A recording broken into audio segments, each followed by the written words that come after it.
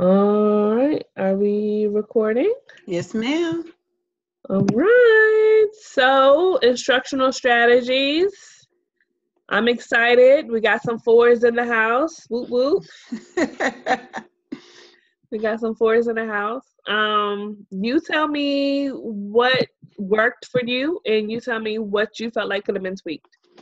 um, well, for instructional strategies, I feel that it was more in line with bringing it all together Mm-hmm. and doing what I feel most comfortable with each day. So I was more in tune with what was going on and just moving swiftly with more fidelity in my process. Mm-hmm. The comfort level was better. The students still had issues and or concerns with the camera and all that stuff, but I feel like they were starting to take on tasks more so independently, not needing me to be present or speak or address as much as they had been, and that they were more comfortable with communicating with one another before communicating with me. So Mm-hmm. I feel that that was something that I was comfortable with. I still feel that um, my concern, and I know this is just me, is being more confident in what I know they can do, Mm-hmm. but being okay with not seeing it all the time in the beginning. I'm 'cause like I said, if this was something that was done at the beginning of the year, and I've done it with another class, I've seen how it works, and my Mm-hmm. comfort level was there because I was more confident they were able to be successful with productive struggle. Mm-hmm. These students, I haven't seen them be productive with the struggle, so therefore I'm reluctant to want to pull away. I feel like I still need to be kind of like on their hip or them on mine. But I have had a group of students to where I have been able to pull back tremendously and see it work. So I know it does work, but I feel that I need to get more comfortable in releasing them and letting them evolve to what it is I expect. So yes, Mm-hmm. I do believe that is more me, less them. Mm-hmm. So that's something I have to deal with. Well, I can honestly say that I could not tell at all that that was something that you were uncomfortable with in this video. I was very proud at how you walked around, how you monitored the group, and how you even redirected. You asked a question, and one of the students wanted to ask you directly, and you were like, talk to your group. Like that's something that you need to discuss with them. Mm-hmm. And I was very proud of you because I feel like, you know, from the beginning, here we are at week 9, and Mm-hmm. you are allowing yourself to allow them to have that student discourse. You are allowing them to be kind of student led, where you can jump in when you need to. So I was very proud of this video. Um, I hear you 100% when you're talking about how you want to, feel confident or be more confident because you don't see things in the very beginning. Mm-hmm. Um, but I will tell you that the type of teacher that I've seen you kind of evolve in these last couple of weeks, if you gave them a self-assessing pacing guide, Mm-hmm. I think that that will still allow you to have that control that you need, but it will also allow you to see what you're looking for in the beginning. Because there are some students, and I'm not talking about content all the time, but there Mm-hmm. are some students who really are eager to learn and want to do, and they want to try it on their own. So how do we allow them to still be comfortable without us having that battle because we're uncomfortable? Does that make sense? Mm-hmm. So, I agree.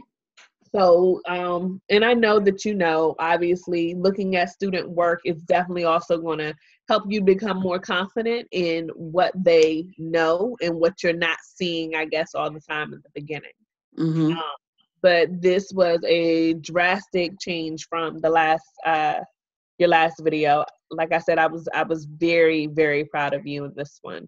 And considering that we were still talking about functions, I can see how this kind of gradually moved them to where they can have that student discourse and things of that nature. So bravo.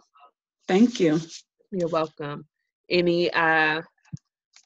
Anything else you kind of want to talk about when it comes to this lesson? Like how did you use the student data from the last one to kind of plan for this one? Well, the student data for me was that it was a new concept that we were introducing. Mm-hmm. So from the first video to the second video, they had more interaction with functions. Mm-hmm. I think they were more comfortable with completing the task given to them. So I knew in the beginning I was giving them the different ways to understand the concept because it was new, and I knew they didn't truly appreciate what it was that we have been working on or trying to get to. Mm-hmm. And I also was trying to show them links and connections to how the math they learned in 7th grade is a direct connection to what they're learning now with 8th grade math and how it transitions them into algebra. So I feel like a lot of times the graphing is a sore spot. A lot of people don't like doing it. I don't like doing it myself either. So I can truly appreciate not to like graphing. So I was trying to find a different way for them to do it, because sometimes a lot of the students have what's the word I'm looking for, when they don't graph to they don't know how to sketch the graphing. Like they don't know how to create the graph so that it can be to scale without using 1, 2, 3, 4, 5. Mm-hmm. So sometimes you have to start at 250 and increase in increments of 50 and still go in between. So I think this graph helped because you place the coordinates in there and it graphs it for you and adjusts it for you. So sometimes that's just a technical thing, because when they're on park, it's not by hand. So I know they need to know the skill, but I think the digital resource was definitely something that helped my lower level students who have spatial issues. That's what it was. That's what it is. So when they have spatial issues, it can hinder because they're so focused on spatial, they're not focused on the concept. Mm-hmm. So I did like the digital from the previous because it did help with that. Mm-hmm. So I didn't see the students having the anxiety with having to physically graph. And I have noticed that. So sometimes we get hung up on one thing versus looking at our overall picture. So I agree with that. Mm-hmm.